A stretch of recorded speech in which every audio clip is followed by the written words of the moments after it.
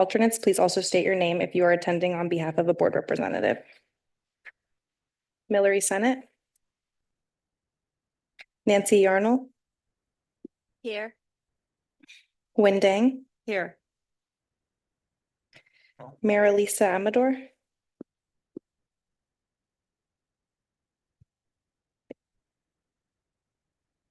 Angela Choice. Present.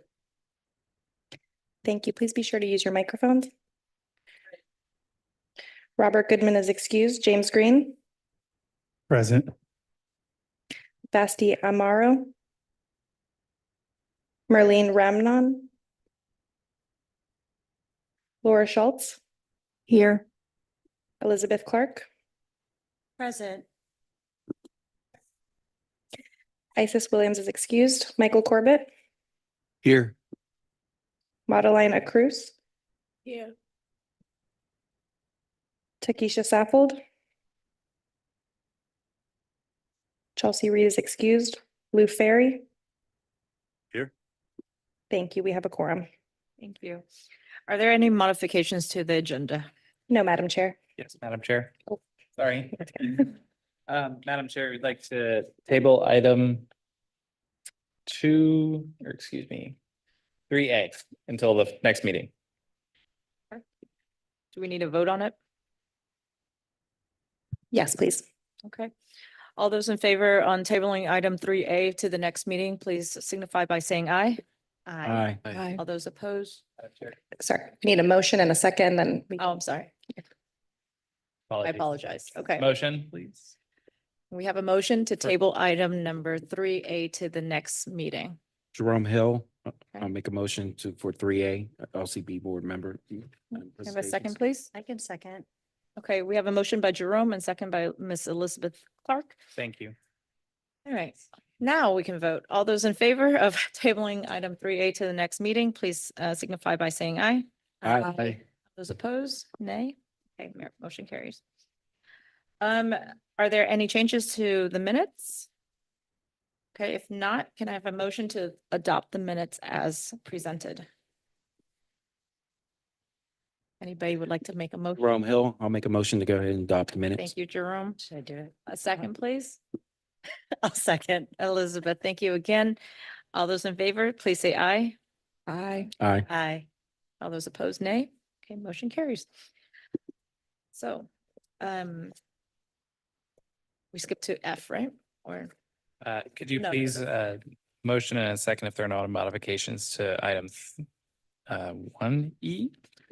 Say, That To is- motion to receive and file the May 29th, 2024 TD Public Workshop Summary. all right, are there any changes to the workshop summary? None? Okay, if not, can I have a motion to receive and file the workshop summary as presented? Jerome Hill, I'll make a motion to receive and file the workshop summary. Okay, a second, please. Second. Elizabeth, thank you again for the third time. I have a motion by Jerome and second by Miss Elizabeth. All those in favor, please say aye. Aye. Aye. Those opposed, nay. Okay, motion carries. So general public comments, instructions on how to provide public comments are included in the agenda. Staff, are there any general comments have been received at this time? No, Madam Chair. This is moving quickly. Well, comments from the chair and member comments. At this time, I want to invite board members to comment on items not already on the agenda. Please remember to unmute your microphone once you're recognized. Does any board member would like to make a comment at this time? Okay, we're moving on to the liaison report. So at this time, I'd like to invite Mr. Brian Ruscher, the TPA Deputy Director of Multimodal, to review the liaison report with us.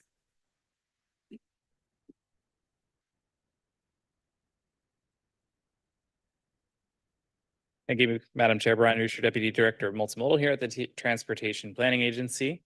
I'd like to thank all of you for joining us on this lovely Wednesday afternoon. I think we are just now getting the rain, so hopefully we've timed this meeting perfectly so that when you leave, the rain will be done.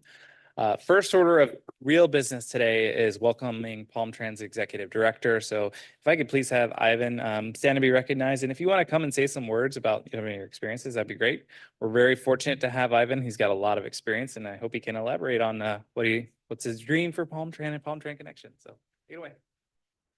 Thank you, everyone here today. It is an honor to be here and to represent Palm Tran and to have been selected for this very, very important role. A little history, my background, actually, I serve as a superintendent of paratransit operations at Star Metro, where I actually reported directly to the LCB board in Leon County. I also work with Polk County Transit, work very closely with the local coordinated board, the TD Commission, know a lot of the folks out there. But my prior experience before coming into transit 17 years ago, I worked in Health and Human Services, where I managed services to the elderly, disabled, work as director, one of the division directors at the Osceola County Council on Aging, where we serve close to 40,000 citizens of all populations with different types of services, including our own paratransit services, subsidized housing. I was in charge of case management, community action, financial assistance programs, and triage and many other things. So my background, while now it's in transit, is fairly eclectic in the health and human services arena. To me, meeting the needs of our transportation disadvantaged folks is very important. I'm a service-connected disabled veteran with an 80% service-connected disability myself, and a senior citizen too. So I say all of this to let you know that I am in favor and look forward to working with each of your agencies to help meet and exceed the needs of our transportation disadvantaged community, our riders, and not just them, but general public as well. And we will look for ways to make things better, do it in a sustainable fashion. Feel free to reach out to me anytime for any discussion. I look forward to partnering with the different agency, with the different municipalities. And I think we have a great person here, Lou, who represents us, who knows the system very well, been in the industry, at least on the paratransit side, longer than me. But just wanted to thank you for this opportunity. You all have a great day. All right, thank you. Thank you, Ivan. Appreciate that. On each of your desks, you will see the annual report, which our very own Melissa Murray, Director of Public Relations, worked on very hard at the end of last fiscal year. So you can see some of the wonderful things that we have worked on over the past fiscal year here at the TPA. This includes projects that we've implemented, funded, and constructed that are now out and able to be used. The cover of this document is actually a trail that connects to downtown West Palm. It actually runs along Clear Lake from Palm Beach Lakes Boulevard to Okeechobee Boulevard, and there are future phases. So that was a TPA funded project, partnership with the DOT in West Palm Beach. We've had the Dillman Trail ribbon cutting. We've had a lot of other projects that we've funded along the way over the past year. So we're really proud of some of these things. These are your copies to take with you. Please do take them, and you're able to get more copies from us if you need them. Share them with your friends, talk to them about transportation. We all know that, it's something that everybody loves to talk about is transportation. I hear it all the time. Other events that are coming up, we have the Florida Public Transportation or Florida Public Transit Association Conference on September 22nd to the 25th. So this is an annual conference that is held between the Florida Public Transit Association. It's going to be jointly held this year by the Commission for Transportation Disadvantaged, which oversees our grant. And so we're really proud to have them hosted here in West Palm Beach. I'll be participating. They have some social events, happy hours, and things like that. And then the overall conference, I'll be participating in as well. It's a very nice expo to go and check out what new transit vehicles are coming. So I'd strongly encourage you to take a look at that conference website at Florida Transit, maybe participate for even a day. We also have Mobility Week coming up October 27th through November 4th. Be on the lookout for some of the TPA's programming and our governing board meeting. You should hear more about the things that we're planning to do on the 21st. So both of those dates, just stay tuned. And of course, you can always schedule a one-on-one presentation with me for agenda or non-agenda related items as your LCB liaison. With that, I'd like to conclude the liaison report. Thank you. Lou, do you have anything to add to the item number 3 of the annual conference? So I don't have free codes for this one. So, but I will try and, I'm going to reach out to see if they'll allow members of the LCB to at least come to the expo and you guys can check that out. I mean, if anyone wants to talk about their experience from the last one, that'd be kind of cool too, because I think we've met since then, but I'm going to ask, I wrote that note down to see if we can at least get you guys to see the expo. If not, to attend some breakout sessions, but I'll check. But I don't know if you want to. It's at the convention center, yes. Yeah. I don't know. Elizabeth, did you want to add? I don't have much to add. I really enjoyed it. I think it was a great opportunity. There were many events scheduled, so I wasn't able to go to all of them, but I think at least the expo part is definitely worth it. Okay. I'm gonna see what I can do. Sure. Yeah. Lou, if you As, can- I don't know if Ivan knows this, but you are sitting in front of the award-winning 2023 LCB of the Year in Florida. So there, how about that? So at least for that, maybe we can get you guys in for free. That's right, that's right, that's right. Thank you, Lou. All right, thank you so much. So moving on to, actually, are there any public comments on this item? No, Madam Chair. Okay, and I believe our board members have comments already on this release. Okay, so moving on to an action item, motion to elect vice chair of the next fiscal year. And again, I'd like to invite Mr. Brian Ruscher, the TPA Deputy Director of Multimodal, to present on this item. Yes, so no presentation, just a quick discussion and overview. Every year, the LCB is required to elect a vice chair through nomination process. Historically, this is done on an annual basis. We want to make sure we're tracking that and doing it at the start of every fiscal year in August. So we are going to bring that item up at this meeting. The current chair is Vice Chair Dang, and she's also running the meeting today, so thank you for that. With that, generally, this process is very straightforward. It's a nomination and a committee's motion and second with a vote. So that is the process that you need to undertake today. If there are any questions, I'm here to help you facilitate through the process. Okay, thank you. Are there any public comments on this item? No, Madam Chair. Do we have any board members that have any comments on this item? Do we have any nomination for this item?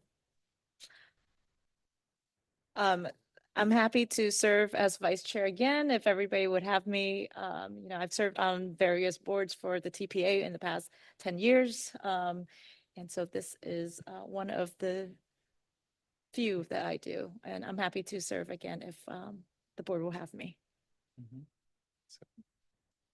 Is that a self-nomination? You can nominate yourself, yes. Okay, thank you. Yeah, and the only thing that you need to make sure that that happens is to not motion for Wen Dang to be the vice chair and then a second. All right, so right now I am seeking a motion to elect the vice chair for fiscal year 25. Need a motion? Motion to nominate the current vice chair. Okay. Second. Okay, we have a motion by Angela Choice and a second by Laura. I'm So- sorry, I can't read that far. All those in favor, please say aye. Aye. Those opposed, nay. Okay, thank you very much. Congratulations, vice chair to vice chair. All right, so the next item we have is the motion to adopt the fiscal year 25 bylaws. Yes. Again, I'd like to invite Brian, another presentation. Thank you. Wen and I are going to be doing a great dance of her inviting me to speak all day. We have 3 more items to get through. Brian Ruscher, Deputy Director of Multimodal. I'll hopefully get through the bylaws and grievance procedures, our next 2 agenda items, pretty quickly because they are fairly straightforward. They do not change year to year. with the exception of some minor things that we just make sure that we're updating in terms of nomenclature, language and whatnot. So bylaws, as I said before, are not changing very much. Where they come from is that the Commission for Transportation Disadvantaged provides a standard bylaws that they would like for all of their local coordinating boards to operate through. They can tweak them as they need to for meeting requirements and whatnot, but generally all of the local coordinating boards operate the same. It guides the functioning of our services. It's set forth that we must have bylaws in chapter 427. The bylaws also get into things like ethics and, you know, requirements for disclosures and whatnot. So those are the things that might be of interest to the members of the committee. I think that all of us here have not had that issue arise in the past, but just if you have any questions, we'll be happy to walk you through that. It also sets the requirements for the TD's services and our operations. So how we advertise our meetings, how we notice them. You know, we went so far as to asking the state recently, do we have to continue to publish in the newspaper? And we do. So that is a fun requirement, even though cities, I think, got a pass and being able to publish some zoning requirements, the LCB is still required to publish through the most prominent local newspaper for us. It's the Palm Beach Post. So those are the things that are driving what's behind the bylaws. The only updates that we've changed this year is to reflect the correct timeframe. So for those of you who are unaware, we also have the Transportation Disadvantaged Service Plan on our agenda. I noticed in the bylaws that update was reflected on a 3-year timeframe, so we corrected that. It's in that minor error. Public meeting terminology didn't match up with how we were advertising our public workshop. They meant we have 4 meetings throughout the year that are publicly noticed and 1 public workshop. That was updated to be reflected in the bylaws. And of course, we put the correct fiscal year at the top of the page because we want to make sure that that is the right year. So with that, that's the only changes. Very quick, very easy. All right, thank you. Are there any public comments on this item? No, Madam Chair. Okay, do we have any board members that have comments on this item? Okay, seeing no, you have a motion to adopt the fiscal year 25 bylaws. Someone, So moved. okay, James, may I have a second, please? Jerome Hill, I'll second that. Okay, so a motion by James and a second by Jerome. All those in favor, please say aye. Aye. Aye. All those opposed, nay. Okay, motion carries. Next item is the fiscal year 25 grievance procedures. Brian? Okay. This item does require a little bit more work on the committee's behalf, but I swear I'll keep it light. The grievance procedures are the procedures that we are required to update. Again, this is kind of a standard process. It actually does have some interplay with the state if we hit a certain level.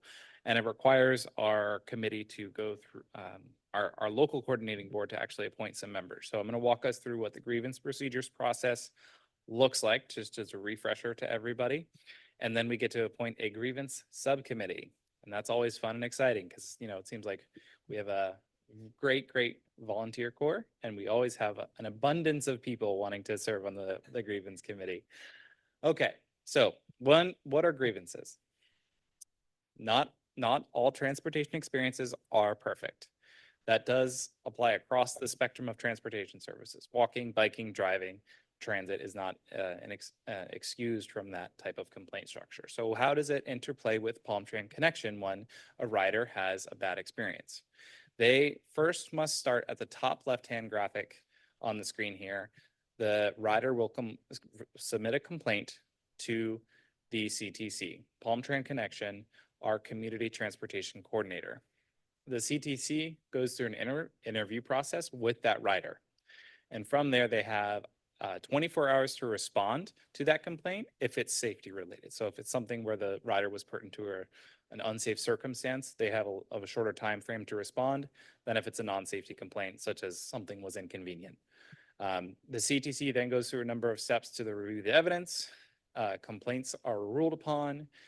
They review the contractor response, so they don't just determine it based off the interview. Because of our structure, we have contractors operating our vehicles in Palm Beach County for Palm Tran Connection. We also interview the operator and make sure we get the full story. And then we post a notice of resolution.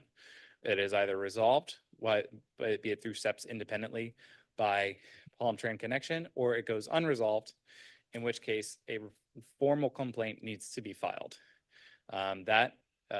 That comes to us, the local coordinating board. So if it's an issue that Palm Trans Connection does not resolve, they have the ability to go through us as the local coordinating board in the grievance subcommittee, of which we have the steps laid out on the screen. 10 days to contact the grievant party. We have 15 days to meet with all of the parties involved. So that could mean people of the public that maybe witnessed what was happening, the contractor, Palm Trans Connection, the dispatchers, whoever may have had a role to play. And then we have 10 days to report back to the grievance subcommittee what occurred. From there, the grievance subcommittee will resolve the matter or unresolve the matter, gets forwarded to what could be the state of Florida for complaint. So that's our process. Generally speaking, in the 2 years I've been at the TPA, we have received 0 grievances. So that's good. I think Palm Trans has a very good structure in place for resolving the complaints before that triggers anything involving either the designated official planning agency or the grievance subcommittee or even the CTD. And we also do a very good job at making sure that people know how to make those complaints aware, whether it be through QR codes on the buses that Palm Trans Connection has recently installed in the past few years, to providing postings. We've also produced a flyer on Palm Trans Connection service with contact information for the service itself. So that's the general process and the general layout. Not a lot of work, but nevertheless, we do need to appoint a grievance subcommittee. Historically, for the past 2 years, we've had Chair Reed, Vice Chair Dang, and James Bonfiglio on this committee. Mr. Bonfiglio has fallen off. His appointment expired with the local coordinating board. So we do need to appoint a few members to this committee.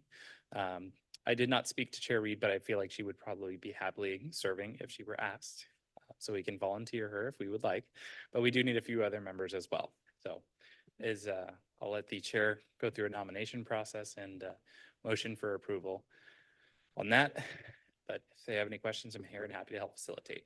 Okay, are there any public comments on No, this Madam matter? Chair. Okay, so are there any board members that have comments? I believe myself and Mayor Reed will still continue on the subcommittee. So we are seeking one more member who would like to participate this coming year. And everybody raise your hand right away. We have not met because Lou have been doing such a great job that we didn't have to meet. So in 22 years that I've been here, we had one grievance, and it's from a guy who moved to several different counties just to sue the counties. So it got to the point where we brought it to the Board of County, to the commission, and they didn't even know what to do with the guy because he just was a guy to try and get to sue people. So you don't meet often. You Yep. know, you don't meet. But the It's- structure is important in case that it's there. This is a state requirement. It's laid out in our rules, all the way from statute down to how we operate. So we have to have it. It's something that's there and it's required, because we want to provide some remedy to riders who might have been wronged in some way if that circumstance were to arise. So absolutely. So if anybody would like to, for me to nominate you, please speak up. I'm happy to nominate the third person. Yeah, I don't mind. I'll do it. Jerome, Yeah. thank you. Thank you for volunteering. Yay. All right. Okay. Jerome, So you're I a need a- superstar oh, today. Yeah, all right. Madam Chair, so we'll take that forward as our subcommittee, and I just need a motion to approve the 2025 grievance procedures. Okay, perfect. May I have a motion at this time? May I have a motion to adopt the fiscal year 25 grievance procedure? Okay, I have a motion by Michael Corbett. A second, please. I'll second. Sorry, James. Angela Choice is our second. So we have a motion and a second. All those in favor, please say aye. Aye. Those opposed, nay. Motion carries. So one more action item. And that is the fiscal year 25 to 30 service plan, the annual update. Thank you. All right. You're getting a good storm out there today. Yep. Last action item for us today, the fiscal year 2025 to 2030 TD service plan. This is one of the more major items that we have throughout the year. It is one of the more intensive updates that we have to perform on staff. The annual updates are a little bit lighter. Just generally speaking, we don't go through like a full rebranding. We don't reevaluate the service.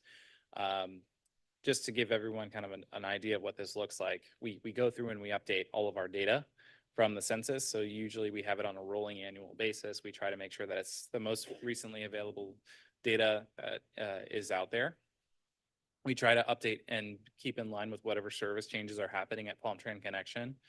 And if anything is coming, so for example, I believe next week we have the RFP for paratransit providers going to the Palm Beach County Board of County Commissioners. No, not next week. Soon. That will be going soon. So those are the types of things where we expect them to be throughout the fiscal year updated. So we know that that's probably going to come up at some point, and that's reflected in the plan. And that's really what the focus is trying to make sure that we have accurate, updated information and we're reflecting the new services. So rolling through this, make sure that we're actually moving, just to kind of remind everyone of the players and how it works out with our grant. The Commission for Transportation Disadvantaged is our statutorily required commission, which oversees all of the community transportation coordinators and all of the designated official planning agencies. They set us our process, our structure, how the grant gets operated, and administer the grant as well. So they help to coordinate statewide services. Getting down to the community level, you have your designated official planning agency, which is the Palm Beach Transportation Planning Agency. We assist the local coordinating board, and we both inform the community transportation coordinator, Palm Tran Connection. Palm Tran Connection is our boots on the ground. They're the ones who are buying the vehicles, contracting with the operators, and making sure that the service is being delivered to our transportation disadvantaged population. The key elements are a development plan, a service plan, and a quality assurance element of the overall structure. So the development plan looks at what the overall characteristics of Palm Beach County are like. The service plan gets at what the services are that we're providing, and then the quality assurance, of course, is talking about what are the mechanisms, metrics, and everything that we're following along with. Oh, one more note on this. Our last major update was fiscal year 23, 2 years ago, and the next major one is going to be in 28. So just be on the lookout for that one. If you're still around in 2 years on this board, we'll make sure that you get a really good hand in updating the major update. So what's exciting about this year? We first and foremost have our 2050 long-range transportation plan. Within that long-range transportation plan, we are taking a very strong approach towards how we elevate and describe the fixed route transit system, as well as the mobility on demand system in Palm Beach County in cooperation with Palm Tran and Palm Tran Connection. What that looks like is better definition to our major state roads. So you'll see some information about our fixed route service on Okeechobee Boulevard, how we can evolve that over time to get to an eventual vision for something like better rail or better bus service. We also have information about the CTD population estimates. So what we have to do every year is we take a spreadsheet. It's about 8 or so tabs long. We pop in census data. We make sure the numbers kind of look correct and accurate. And the spreadsheet auto-populates a census estimate for disadvantaged populations itself. So that's something that we have to make sure that we follow. It was developed by the Center for Urban Transportation Research of the University of Tampa. And that's derived from census estimates. So you get census data itself, I'm talking about single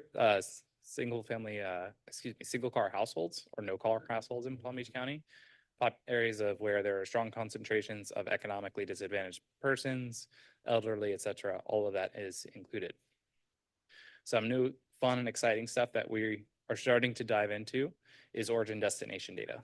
So for those of you who are not super transportation nerds like myself, origin destination data is basically where are people coming and going. And so we got the first glimpse into city to city data for Palm Tran Connection to try to better understand, well, how many people are going from Boca Raton to Bella Glade, and how many people are going from West Palm to Lake Park. And so we put in the top 5 origin and destination cities for each of those. Not surprisingly, there's a lot of intra-city trips. So a lot of West Palm to West Palm, a lot of Lake Worth to Lake Worth. And then some South County interaction, I think, between Delray, Boca, and Boynton, because those cities are maybe a little bit smaller and compacted, and the population services are a little bit more condensed, whereas West Palm Beach is a larger geography. We don't have really great data yet when it comes to the unincorporated area based off of this because of how the data is structured. I'm looking maybe in the future TDSP plans, we can get like zip code to zip code data. That would probably be a better way to look, or even census block tracks, things like that, that might help out a little bit in terms of understanding if we can take the paratransit trips and turn them into fixed route trips. What's the possibility there? And if we can do so with just the one transfer between a Palm Tran connection and a fixed route Palm Tran bus. So that's kind of what the intent is of this data, looking more into it and trying to see where it gets us to. We also, I'll take a question. Yeah, could you use your mic? Yeah, turn on your mic. Does the data track, not just where they're going, but if they're going to work or a medical appointment or Yes. anything like that? We do have trip purpose data. Most of them, if I'm not mistaken, are medical appointments. I don't know what the top ones off the top of the exact list in my head is from that. Lou, do you know what the top 3 are by chance? Red button, right? Yeah, no, it's employment, medical, and nutrition. Those are the top 3 trip types.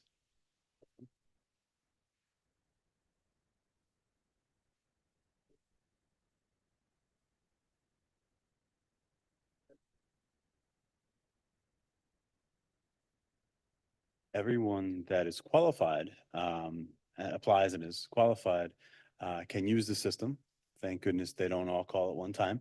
But we have an ongoing process of just making sure that we keep them active. We probably have about 20,000 active riders, but probably within a year, there's 4,500 to 5,000 actual unique riders that ride the system. And No wait list. can I ask another question? Sure, please. And so we're in hurricane season right now, found some wood. Does the list of people who are utilizing Palm Tran Connection service, is it automatically given to the EOC so that they can notify them of special needs shelter and things of that nature every year, There's- the updated list? There's a separate list for that. So yeah, there's the SCIU list that are going to the fairgrounds, and there's also some that are signed up just for a hurricane or something like that. So there's the Palm Tran Connection list of regular riders. Then there's those that need to be evacuated. We have a whole other database for that.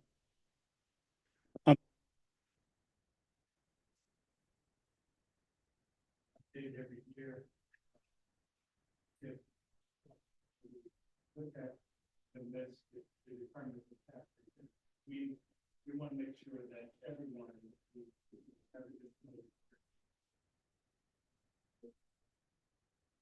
So when they apply with us, in the application, we ask if they're going to be, they're automatically involved in our list. We call everyone that's active in our database during an evacuation. So we make phone calls out, but we also have a list that are specific to the fairgrounds, because they have to sign up for the fairgrounds through the EOC. And then the general pop, same thing. We have another list through the EOC. Yeah. Yeah. But then if there's an activation, anybody that calls, we give them a ride. We just put them in the system at that time. So I've been involved a lot, at the EOC and all that. And the interesting part there is there's lists. We make 3 calls to try and get someone on. I remember having a conversation with someone who was 87 years old, was right on the barrier island, so to speak. There was one of those category 5s coming and she just didn't want to come. And I'm like, I'm sending a vehicle, please go downstairs. But that's the part that they think that, the calm before the storm, and then everything picks up as it goes. So we do everything we can to ensure that they have that ride or are offered that ride.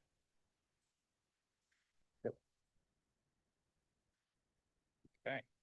So just to continue on with respect to the data updates, we do have more and new information related to, I hope we're still online, more and new information related to our Lyft and User Riders Choice program.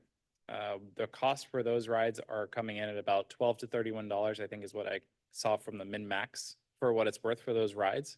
Whereas a typical TD trip, if I'm not mistaken, it's closer to 51. That's current, right, maybe? So it's half of what it's cost. Not everybody is able to use the Rider's Choice Lyft U-Serve program. But for those who are physically able, they volunteer to participate in the program. It's a curb to curb service, which is similar to what the Palm Tran offers, but I believe you're not sharing a ride. So it is nice in that respect, and it does cost taxpayers less to operate overall. And then lastly, is just some dated references to older committees that no longer exist, maybe either in our organization or others that we've removed from the document. James, did I see your hand go up for a question? Sure. Sorry, You want please to use your take my microphone. microphone because I They're don't think yours tricky. is I don't know working. what's going on with them today. Thank you. If to push once, I like to tap, make sure that they're on. Okay, can you hear me now? It may just be me as a user. Yeah, looks good now. So it's related to that. I know that I had a chance to participate in the RFP process with Palm Tran Connection. And I don't know where it is. Sorry, James, we need you to speak into the microphone. She's gonna get you a new one. I don't have to keep push. Okay, Yeah, just- perfect. There you go. Hands free. And I know that, the way that the RFP was structured, it didn't allow as much flexibility for U-Serve and Lyft. So one, can you share where we are in the process of moving that forward? I know we have a continuation of the current contract, but two, when it's released, are we discussing, especially since we see that U-Serve and Lyft is more cost effective, are we looking at the 80-20, I think, structure that we previously had and expanding that to allow more U-Serve and Lyft? Sure, I can expand on that. So the last RFP had the same similar 80-20. So that means 80% of our trips would be dedicated on Palm Tran Connection buses. And there was a goal to get to 20% to utilize U-Serve. It could be Uber or Lyft or anything like that. Currently, right now, we're at about 8% of our riders are utilizing the U-Serve or Lyft program. We've done a deep dive and we've reached out to every single one of our riders. And we've determined that there's about 10%, maybe 10% that can actually use it. Remember, Palm Tran Connection, most of our riders are severely disabled, either using wheelchairs, mobility devices, or mentally disabled, or seniors that can't access these, or not confident enough to utilize or trust a TNC as well. So we can't force anyone to use it. So when we have that goal to get it up to that 20%, or during the meeting when one of the vendors set up to 33, 34, 35%, that would have to be a decision where we force people to use it. And the FTA, the Federal Transit Administration, does not allow that. So we have to give them a choice to use it. The other thing is it has to be equal for everyone on our service. So the biggest thing with the TNC right now is the availability of vehicles that for mobility devices. So right now, if all of us take out our phones and we look for an Uber or Lyft, it'll get here in 5, 7 minutes, whatever. If you're in a wheelchair and you need a wheelchair accessible vehicle, it might never arrive just because there's nothing out there. I have a meeting tomorrow with U-Serve about providing, it's called wave service. So service for those that need mobility. That means it would cost more because you have to, those that actually have a van would cost more than a regular trip, but still probably less than our trip and give that other option. So we are looking at the data right now. The RFP is with 2 different consultants. They're looking at peer trends. They're looking at other things that everyone's doing across the country to see how we can kind of model some of those. But the problem with the TNC component is we can't force people to use it. And I think the general consensus sometimes is when maybe not this board because you guys are close to it, but general consensus is people are choosing to take Palm Tran Connection and just get out of their car or something like that. And that's not true. They have no other choice. They really have, I would say 98% of our riders have no other choice.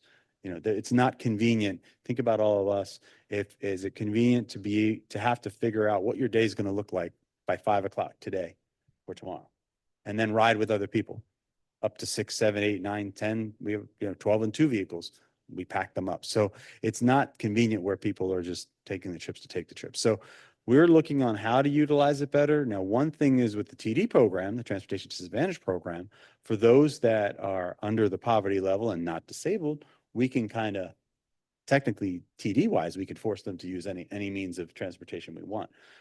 Because we also call so many trips ADA right now, because we don't go 3/4 of a mile of ADA, which is traditionally how we look at our ADA service with public transportation. We have a core area that goes from the turnpike all the way to the coast and from North County to South County lines. Now, if we were to kind of tighten that up to go 3/4 of a mile, then those extra trips would be Board of County Commissioner trips, funded by us, where then we could encourage that a little bit more because we're not calling it ADA. Anything you call ADA, the FTA is involved. It's something like that. So we're bringing to the Board of County Commissioners next week on Tuesday. So tune in if you'd like. But we're bringing some ideas just like I'm talking about now. Like, how can we go back to 3/4 of a mile? So really do what federally we're mandated to do with ADA. And then all those extra trips is really, they're ad valorem funded anyway. So why can't we call them something different and just utilize different means to do that? And that's a way that we can kind of get more people to use the U-Serve and Lyft. TD, Transportation Disadvantage, we could do that too. So there's some flexibility there. Right now, there's too many trips. 80% of our trips are ADA trips. And because of that, it restricts our ability to do a lot of things. So that's kind of where we're going. Okay. And then DOS trips we're looking to. Oh, I have to say that to you. And I A will, lot say- cheaper if we do it in a different way. yes. So, and I will say, I think you or another member asked about the approval. What we do is we do screen riders for TD service. So in 2019, we were at a 94% approval rate. So basically, if you asked to get into the TD program, you got in.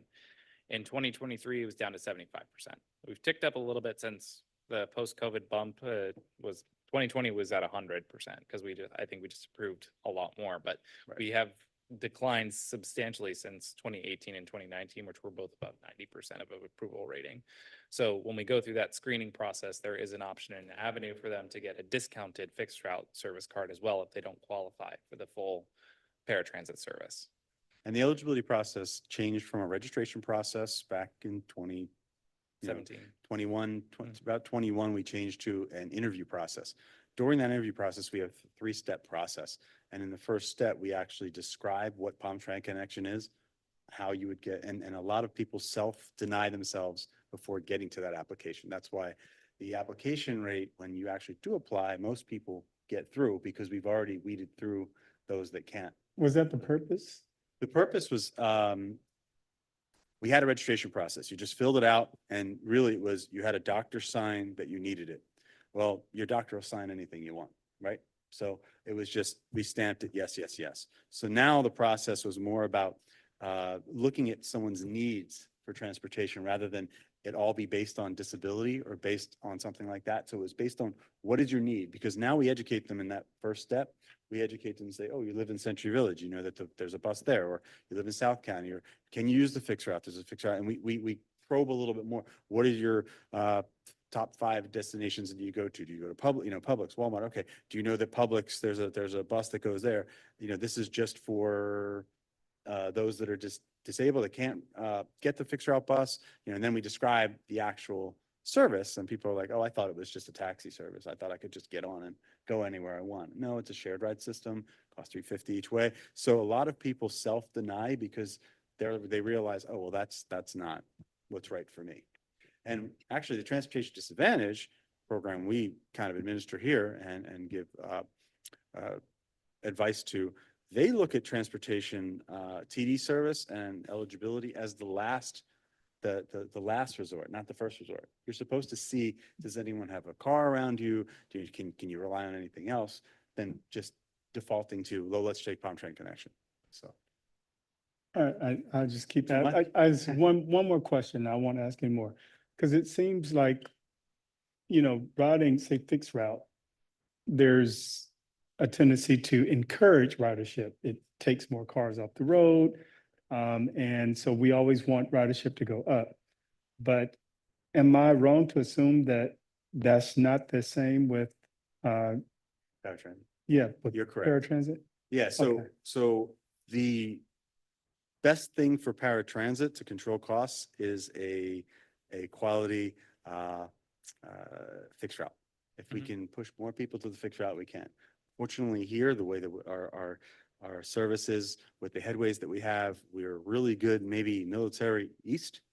But as you go west, the headways, places we go, things like that, we're not a ridership model, we're more of an expansive model, like, Coverage. so because of that, there's not really an alternative to Palm Train Connection. So those that really, really need it, we have to focus on those that really, really need it. So to control the costs, we had to put in this new eligibility process. But yes, paratransit, you want to kind of make sure that those that are in need are the ones that you're providing service to, not just, so we did have back in the day when it was registration, people would say, oh, I can go to the airport for $3.50, or back then $2.50 or $3, then I don't have to park my car. So they'd sign up, and then, it's ones or twosies or, trips like that. But there was a lot of that going on too, because they take a trip to the airport. But right now, yes, we're focusing on those that actually need it. And when you really look at, and for next meeting, I can kind of break down our most popular sites that we take, most of them are the meal sites, Palm Beach Hab Center. Mhm. Okay, there's charter schools now that are very popular, the L School, School for Autism. I mean, there's no other way for people to get to those places other than Palm Train Connection. And then, I mean, you wind me up, I'll talk forever, but if you really look at it too, as you migrate west, there's gated communities. How else are they going to get out of that gated community that they moved to, where they pretty much, they're not around any fixed route or anything like that. So that's why when you look at the UServe and Lyft that we're starting with now, and in the future, we're going to have to think about how can we be innovative? How can we think out of the box and not just look at traditional bus, put a lot of people in it and take them where they need to go? Can we use the UServe and Lyft? Brian actually said something about the long trips. I mean, I've been a proponent for trying to say those in Glades. Why can't we just put them on the fixed route, take them to Wellington, then pick them up in Wellington and then take them where they need to go on the East Coast, instead of sending a paratransit vehicle out there and doing it that way. So those are the type of things that we have to think of moving forward. How can we be a little bit different? How can we utilize what's already out there for those that need it, and then concentrate on those that don't have any other alternative? Okay. We'll just wrap up this presentation. Just a few things to note. We do have as part of the TDSP, we do update our membership list, and a roll call would be required. So we want to make a note that we are going to update those documents, obviously, in the final published TDSP once the local coordinating board moves adoption. Just generic updates about language, document design, all that stuff. All the track changes are going to be removed and whatnot. So we've already gone at length about the connections efficiency project, so I'm not going to step too much more into that. But to lay out the next steps, the local coordinating board will approve, fingers crossed. You've been really good to me today. The TDSP, we'll submit that to the Commission for Transportation Disadvantaged, and then the next update is going to be in the fall of 2025. So with that, I'll happy to take any questions or a motion to approve. Thank you, Okay, Chair. thank you. Are there any public comments on this item? No, Madam Chair. Okay, do we have any other board members on this, members' comments on this item? Okay, no, at this time, can I get a motion to approve the fiscal year 25 to 30, the service plan annual update? Like to entertain a motion? Jerome Hill, I'll make a motion to approve the fiscal year 2025 to 2030 service plan. Okay, perfect. May I have a second, please? Second. Okay, I have a second from, I'm sorry, Laura, That's okay. all those in favor, please say aye. Aye. Those opposed, nay. Okay, motion carries. Item 3A is deferred, so we're going to move to 3B, partner agency updates. Oh, yeah. Oh, do I? Yes, thank you, Lou. Oh. Appreciate that. We do have the roll call sheets. I appreciate that point of order. You're saving us because There's the actual. Oh, I uh, apologize. We'll go back to Yes, 2D. rolled too fast to that one. So now that we have a motion and a second, if Ruth, if you don't mind. Sure. Mallory Senate is absent. Nancy Yarnall.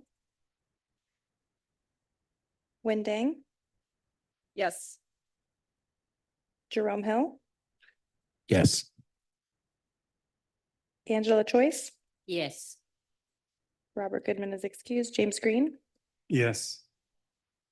Bastia Morrow is absent. Marlene Rumnant is absent. Laura Schultz.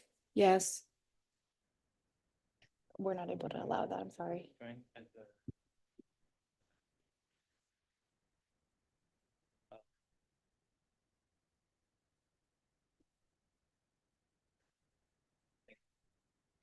Laura Schultz, Yes. Elizabeth Clark, Yes. Isis Williams is excused. Michael Corbett, Yes. Madalena Cruz, Yes. Takesha Saffold is absent. Chelsea Reed is absent. Lou Ferry. Oh, I'm sorry. You're not a voting member. Thank you. Okay, Motion carries. thank you. I appreciate that. Appreciate that point of order, Lou. right. Um, So now we move on to information item. yep, 3B. 3B, partner agency updates. Michael, are you giving us an update this time, or is it something different? No, Michael is not. He provided an update. the Last time, Last yes. meeting, so we're good. on Okay, that so front. we I have think no update. Lou Yeah, mentioned- Lou? I you was, might- I mean, I spoke a lot anyway, but just on a couple of things to give you guys an update. Yesterday, we did finally get our provider contract with MV and First Transit ratified. So in March, we took a 5-year contract with First Transit for paratransit service to the Board of County Commissioners. They decided to extend the service with First Transit and MV for another year. So we finally got that in front of the board yesterday. So thank you to MV and First Transit for providing service May, June, July, and now without a contract. So now we can get them paid. So that's a good thing. As far as the RFP, again, next week on Tuesday, if you want to tune into Channel 20, we're going to be bringing some ideas to the Board of County Commissioners, trying to get some direction as to how we should go with our RFP and possibly how paratransit service in the future could look. And then we're working on that RFP. I don't see that RFP coming out until later this year, maybe even early next year. It's just, I don't have a timeline on that yet, but I'll keep you abreast of that. And talking about ridership, school started last week. Just for an example, 3 Tuesdays ago, we were at about 3,200 passengers. 2 weeks ago, we were at 3,600 passengers. Last week, this week, we were at 3,900 passengers just on a Tuesday. So that's the impact of what schools have for us. Plus, the roads are packed and everything is a little crazier for us. So we're doing the best we can. So thank you very much. Thank you, Lou. And if I could ask, maybe you could have some of the statistics about industry practices and the inverse relationship between ridership and cost for paratransit compared to fixed route. So as a fixed route ridership goes up, the cost goes down. As paratransit ridership goes up, so does the cost. So if you could maybe speak to that as well in the next meeting, that would be great to have in the update. Okay. Okay, thank you. And guess the next meeting is going to be on November 20th, 2024. And we are going to adjourn right now at 2:55.